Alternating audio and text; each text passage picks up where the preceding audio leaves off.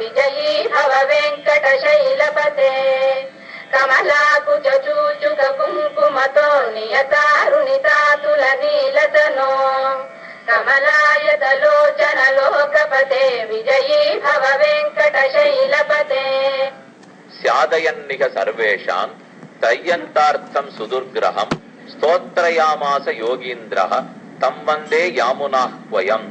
யாமுனாச்சாரியரான அவரை வணங்குகிறேன். அவர் தான் ஆளவந்தார்னு பெயர் பெற்றவர். நாதமுனிகள் தான் ஸ்ரீவைஷ்ணவ சம்பிரதாயத்துல முதல் ஆச்சாரியர். ஆழ்வார்கள் காலத்துக்கு அப்புறம் ஆச்சாரியர்கள் தொடங்கறச்சே நாதமுனிகள் தான் முதல். அவருடைய பேரன் தான் ஆளவந்தாருங்கிற யாமுனாச்சாரியர். அவர் ரெண்டு பேருமே காட்டுமன்னார் கோவில்ல திருவதார் மண்டபா சிதம்பரத்துக்கு பக்கத்துல வீரநாராயணபுரம் வீராணத்தேரி ஏரின்னு கேள்விப்பட்டிருக்கீங்களே, பக்கத்துல இருக்கிற காட்டு மன்னனார் கோவில். காட்டுக்கு மன்னார் காட்டு மன்னார், நாட்டுக்கு மன்னார் ராஜமன்னார். ராஜமன்னார்குடி கோபாலன் இருக்காரே அவர் நாட்டுக்கு மன்னார், அதனால ராஜமன்னார். இவர் காட்டுக்கு மன்னார் காட்டு மன்னார் இல்ல காட்டும் மன்னார். இவர் காட்டு மன்னார் மட்டும் இல்லையா, காட்டுக்கு மன்னனார்னு சொன்னா காட்டு மன்னார், காட்டும் மன்னார்னா ஸ்ரீவைஷ்ணவ சம்பிரதாயத்தையே இந்த ரெண்டு ஆச்சாரியர்கள் மூலமாக காட்டும் மன்னார். இந்த ரெண்டு பேருமே காட்டு மன்னார் கோயில்ல தான் திருவதாரம் பண்ணவா. யாமுனாச்சாரியர் தான் ஸ்தோத்திரத்தை முதல்ல ஆரம்பிச்சு வச்சவர். ஸ்தோத்திர பிரக்கிரியைங்கிறதே சிறப்பு.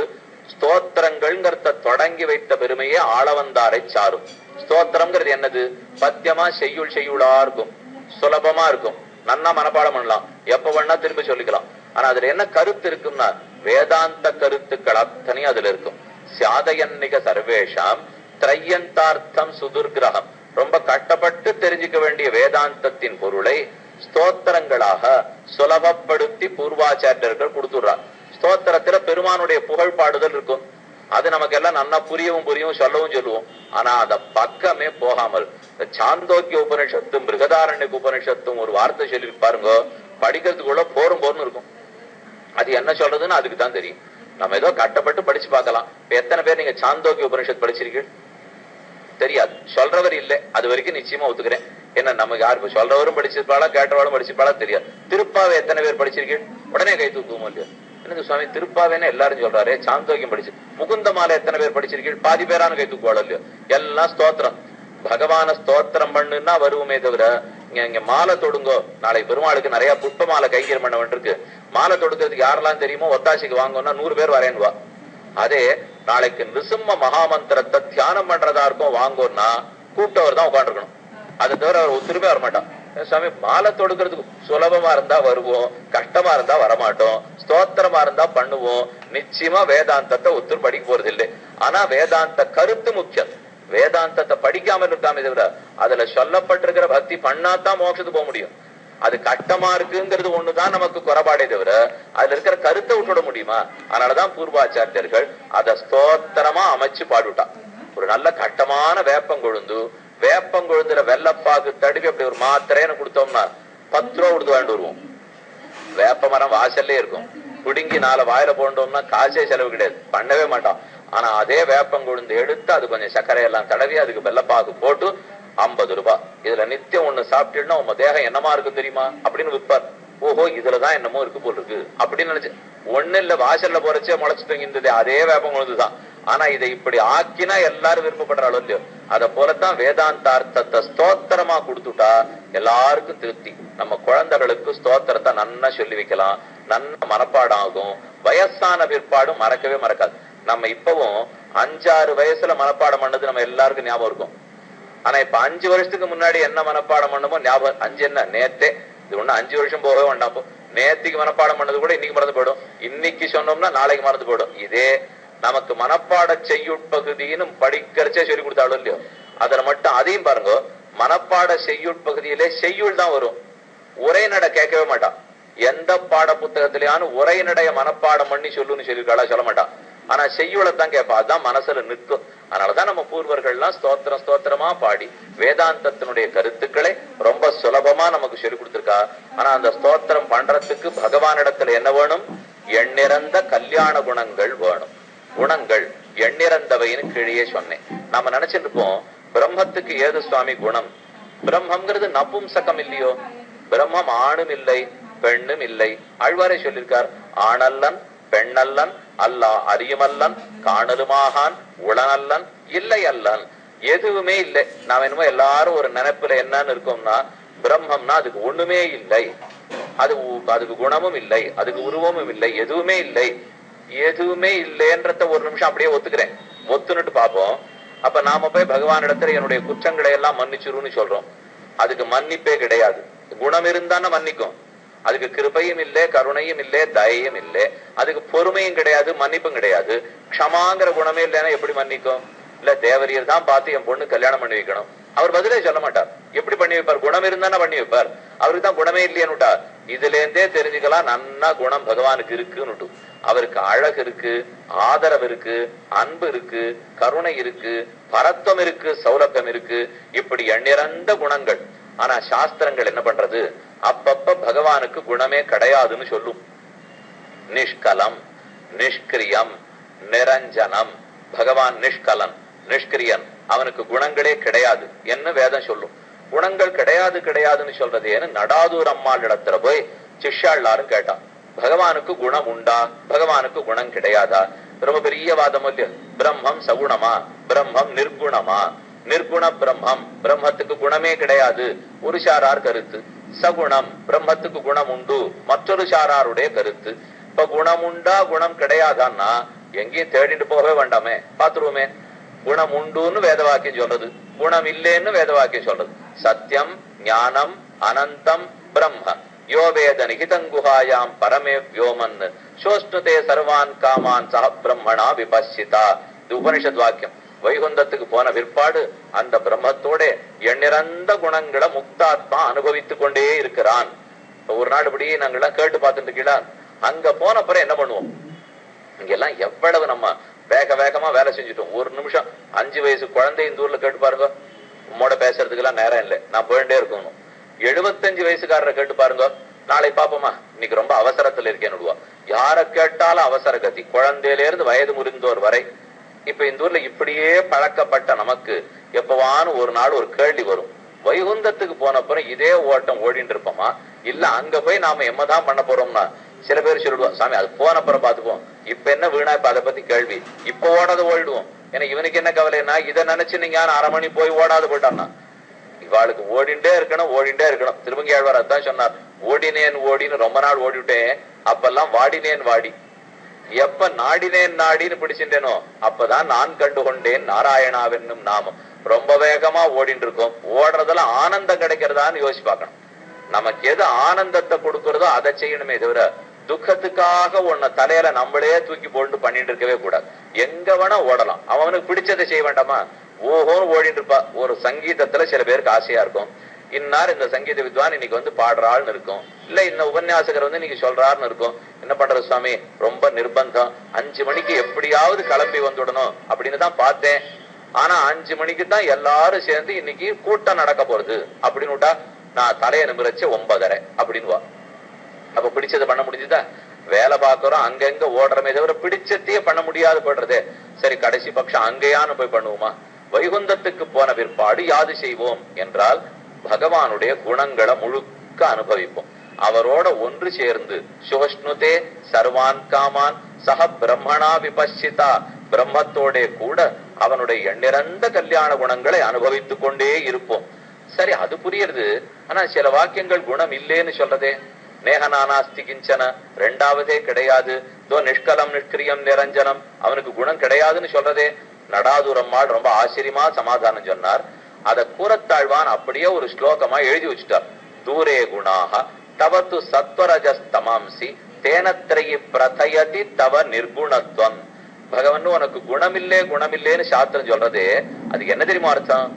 உனக்கு தீய குணங்கள் இல்லேன்னு அர்த்தம். குணம் இல்லேன்னா நல்ல பண்புகளே இல்லேன்னு சொல்லித்தா.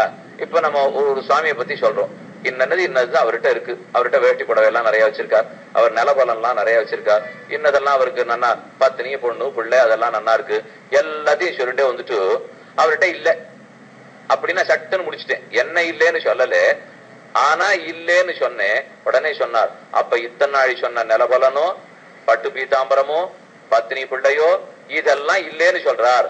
அப்படி பொருள் அல்ல. ஆனா அதுக்கு என்ன பொருள்னா எல்லாம் அவர்கிட்ட இருக்கு சுவாமி. ஆனா ஒரே ஒரு குறை என்ன தெரியுமோ, பொறுமையே இல்லை. இத சொல்ல வந்தேன் நான். இப்போ எல்லாத்தையும் சொல்லணும் வந்துட்டு இல்லேன்னு சொன்னது பொறுமை இல்லேன்னு சொல்ல வந்தேன். ஆனா அது கீழே சொன்ன எல்லாத்தையும் இல்லேன்னு அர்த்தமா? அதெல்லாம் அவரிடத்துல இருக்கு. கீழே சொன்ன ஒண்ணுமே கிடையாதுன்னு சொன்னா அப்ப இது எத்தனை ஒரு தடவை இருக்குன்னு சொல்லிட்டு அப்புறம் இல்லேன்னு சொல்ல வேண்டாம் இல்லையோ? முதல் நிமிஷமே ராணியும் கிடையாது, குழந்தையும் கிடையாது, ஒண்ணும் கிடையாது, நிலவரம் கிடையாதுன்னு சொல்லிருக்கலாம். எல்லாத்தையும் இருக்குன்னு சொல்லிட்டு அதுக்கப்புறம் இல்லேன்னு சொன்னால் அப்ப வேற ஏதோ இல்லேன்னு அர்த்தம். அதே போல பகவானுடைய குணங்கள் அத்தனை இருக்குன்னு சொல்லிட்டு இல்லேன்னு சொன்னால் ஏற்கனவே இருக்குன்னு ஒத்துண்ட குணங்கள் இல்லேன்னு பொருள் அல்ல. அத நல்ல குணங்கள் அத்தனை உண்டு, தீய பண்புகள் ஒண்ணும் கூட கிடையாதுன்னு அர்த்தம். எல்லா நல்ல குணங்களும் பகவான் இடத்துல உண்டு, தீய குணங்கள் கிடையாது. இப்ப சத்துவகுணம், ரஜோகுணம், தமோ குணம் நம்ம இடத்துல மூணுமே இருக்கு. பகவான் இடத்துல இல்லைன்னா ரஜோகுண தமோ குணம் கிடையாது, சத்துவகுணம் மட்டும் உண்டுன்னு அர்த்தம். அப்ப கல்யாண குண விசிஷ்டனாய் அநேக கல்யாண குணங்களுடைய பெருமான் இருக்கிறார். தூரே குணாக தவத்து சத்வரஜஸ்தமாம்சி தேனத்தரையி பிரதயதி தவ நிர்குணத்துவம். அதனால நிர்குணம் நிர்குணம்னு சாஸ்திரம் ஏன் சொல்றதுன்னா அபகுணங்கள் இல்லை, துர்குணங்கள் இல்லை, தீய பண்புகள் கிடையாது. அதனால கூறுகின்றன. சரி, அப்ப குணங்களை ரொம்ப நிறையான்னு சொல்லிட்டீரே, ஏதானு கொஞ்சம் கோட்டி பிரிச்சு விடலாமா? இப்ப இங்க எத்தனை பேர் உட்காந்துருக்கா சட்டுன்னு சொல்லுன்னா எனக்கு சொல்ல தெரியாது. ரொம்ப பேர் உட்காந்துருக்கா. ஆனா இப்படி சொல்லட்டுமா, 2 பேர் உட்காந்துருக்கான்னு நான் சாமி அது எப்படி சாமி சட்டுன்னு எண்ணுட்டீர்னா, இல்ல பெண்கள்லாம் இப்படி உட்காந்துருக்கா, ஆண்கள்லாம் இப்படி உட்காந்துருக்கா, பிரிச்சு சொல்லலாம் இல்லையோ?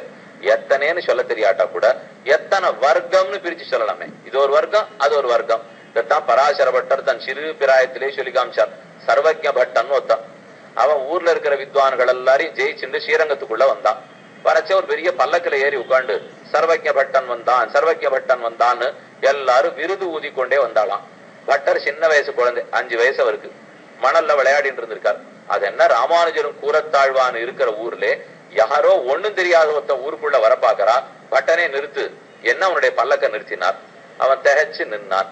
முதல்ல நான் கேட்கிற கேள்விக்கு பதில் சொல்ல முடிந்தால் ஊருக்குள் நீ போகலாம், நீ ஊர்ல இருக்கிற வித்வான்களை ஜெயிச்சது இருக்கட்டும், நான் கேட்கிற கேள்விக்கு பதில் சொல்லுனார். குழந்தை என்ன கேட்டுட போறதுன்னு அவனு ரொம்ப லேசா விட்டுட்டான். கீழே இருக்கிற மண்ணை கை முழுக்க எடுத்துட்டார்.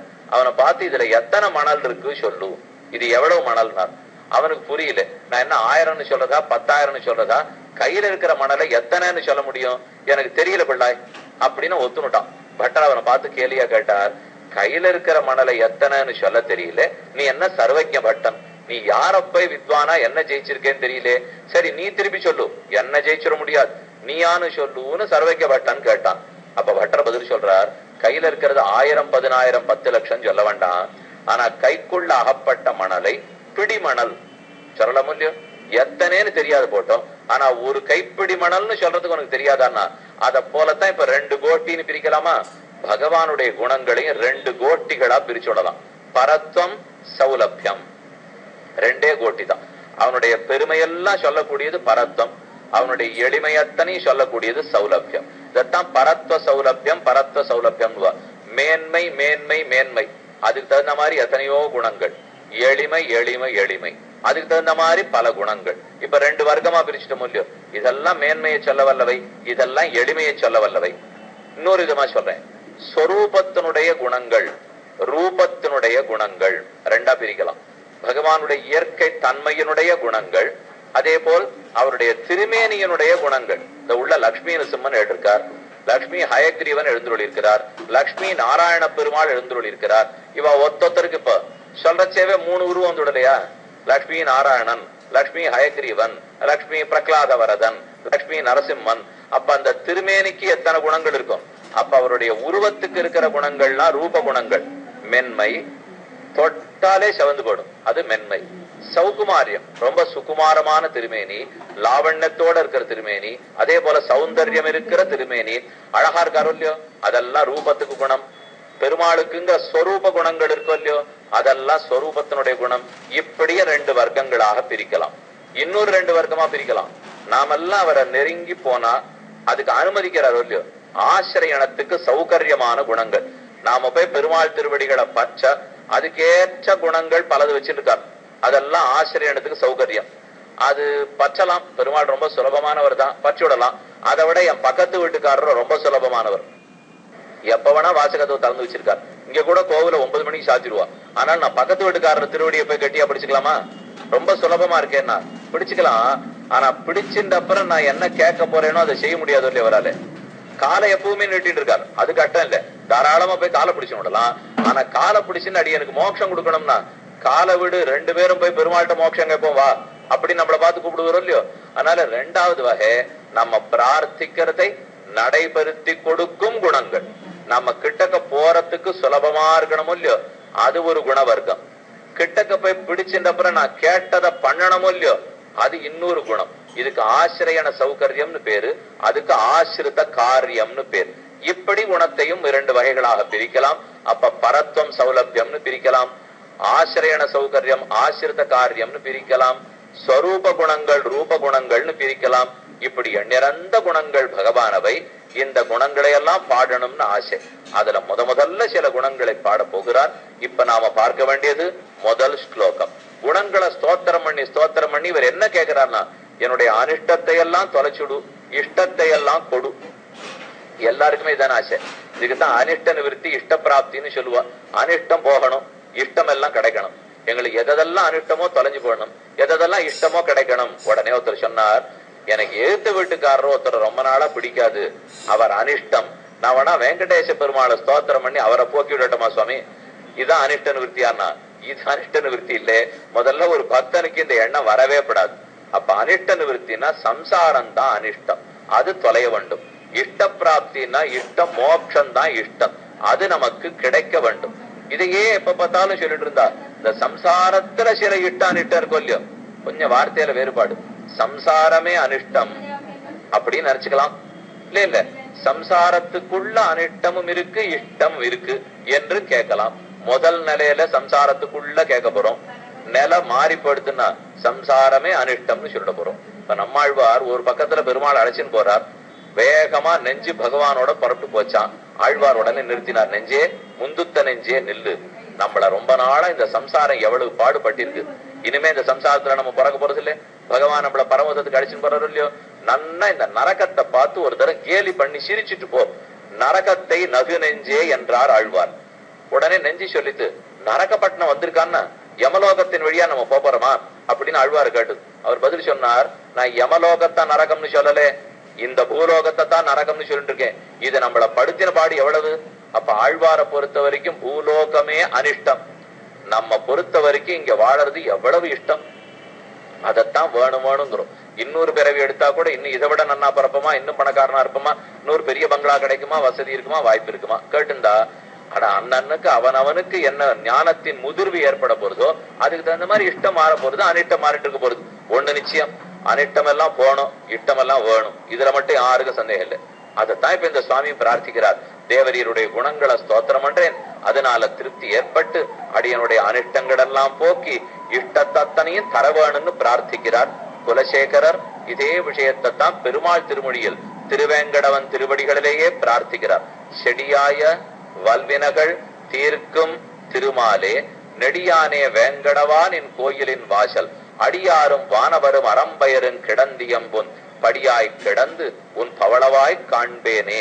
ரொம்ப ஆச்சரியமான ஒரு பாசனம், எல்லாருக்கும் தெரிஞ்ச பாசனம் தான். அதனாலதான் திருவேங்கடவனுடையான சேவிக்கு போறச்சே அவருடைய கர்ப்ப கிரகம் முன்னாடி இருக்கிற படிக்கு குலசேகரன் படின்னு தான் பேர். அந்த படிக்கு பேர் வச்சிருக்கா. இது எந்த சன்னிதானத்துக்கு போனா இப்ப இதான் பேர். எங்க போனாலும் நாம இங்க நின்று சேவிக்கிறோம், நடுவுல படிக்கட்டு, படியை தாண்டி உள்ளுக்குள்ள கர்ப்ப கிரகம், அங்க நம்ம உள்ள போக விட மாட்டா, அர்ச்சக சுவாமிகள் உள்ள கைங்கரியம் பண்றா. அந்த நடுவுல இருக்கிற படிக்கட்டுக்கு குலசேகரன் படிக்கட்டுன்னு பேர். அது உண்மையா பேர் திருவேங்கடமுடையான் இடத்தே. திருமலையப்பனை சேவிக்கு போனோம்னா அந்த பேர் வந்துடுது. ஏன்னா அதுவா இருந்து உனக்கு நான் கைங்கரியம் பண்ணணும்னு குலசேகரர் பிரார்த்திக்கிறார். படியாய் கிடந்து உன் பவளவாய் காண்பேனே, நான் இந்த படியா கிடக்கணும், கல்லா புறக்க ஆசைப்பட்டிருக்காரு. படியாய் கிடந்து உன் பவளவாய் காண்பேனே, நீ நன்னா சிரிக்கணும், அந்த சிரிப்பை நான் நன்னா பார்ப்பேன். நமக்கு சந்தேகம் வந்துடும், படிக்கட்டு ஞான சிரிப்பை சேவிக்குமா சுவாமி? நமக்கே அவர் சிரிப்பு புரிய மாட்டேங்கிறது. ஏதோ போய் நிற்போம் கேட்போமே தவிர, நன்னா நீங்க வெளியில வந்த அப்புறம் சட்டுன்னு ஒருத்தர வாசல நிறைய பேர் போயிட்டே இருக்காளோ இல்லையோ, நிறுத்தி வச்சு இன்னைக்கு பெருமாள் என்ன வரணத்துல வஸ்திரம் சாத்தி இருந்தார் கேட்டு பாருங்க, கொஞ்சம் இரும் உள்ள போயிட்டு வரேன்னு வரும். இன்னைக்கு பெருமாள் என்ன புஷ்பம் சாத்திட்டு இருந்தார், அதெல்லாம் பார்க்கவே இல்லை. பின்ன என்னதான் பண்ணீர்? உள்ளுக்குள்ள போய் பெருமாளை சேவிச்சுட்டு வந்தேன்னா உள்ள போய் நின்றுட்டு கண்ணை மூடிட்டு வரும். கண்ணை மூடிக்கிறத வீட்டுல இருந்தே மூடிட்டு இருக்கலாமே. இதே போலத்தான் நடந்துடுத்து. ஸ்ரீரங்கத்துல ஒருத்தர் பெருமாளை சேவிக்கு வந்தாராம். கர்ப்ப கிரகத்துல கணை வாங்கியிருக்கா. கணைக்கு பக்கத்துல நின்று கண மூடி தியானம் எழுந்தார். அந்த சமயத்துக்கு பராசரவட்டர் அங்க வந்தார்.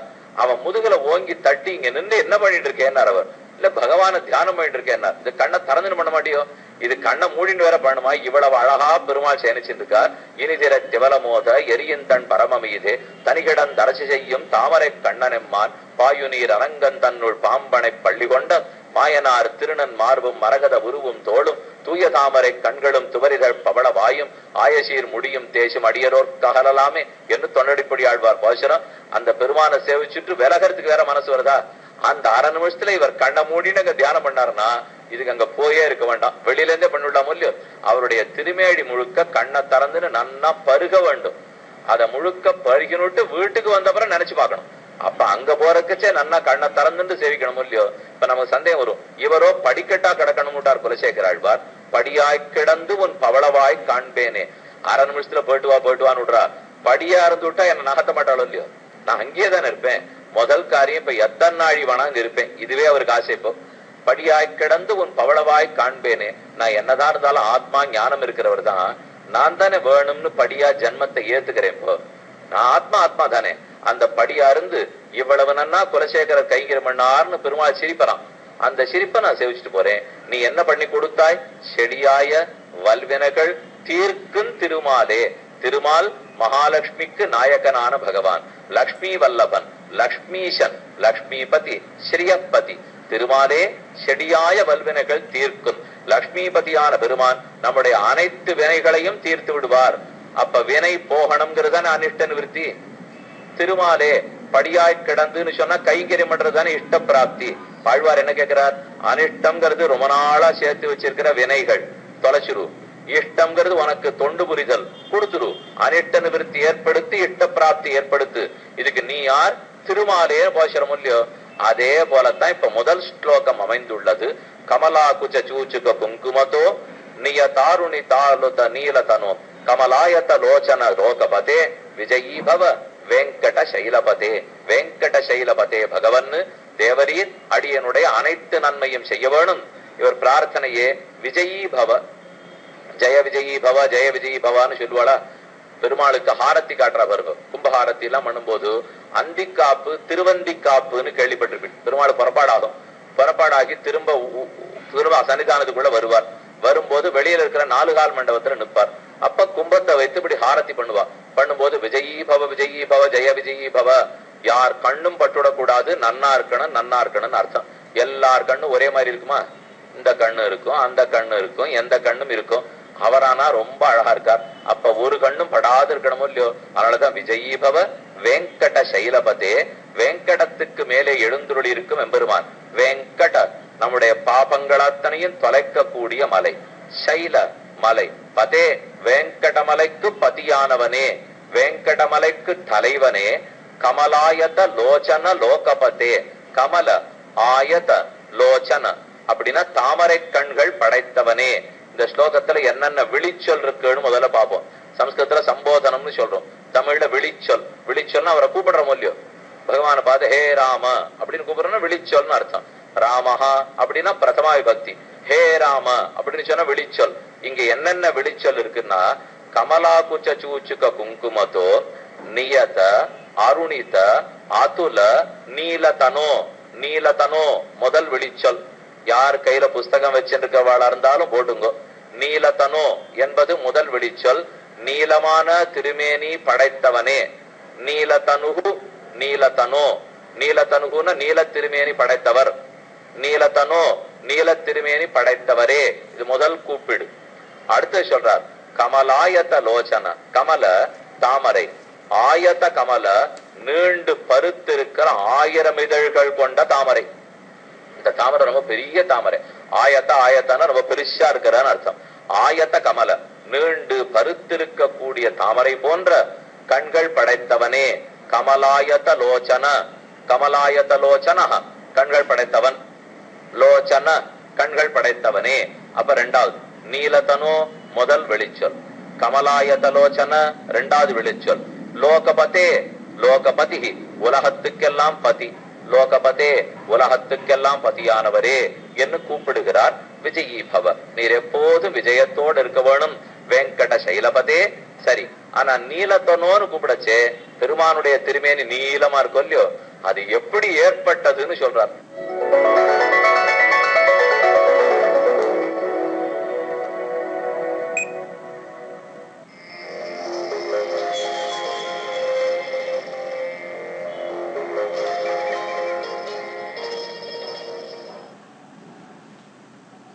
சேவையின் மூலமாகவே இறைவனை அடைய முடியும்.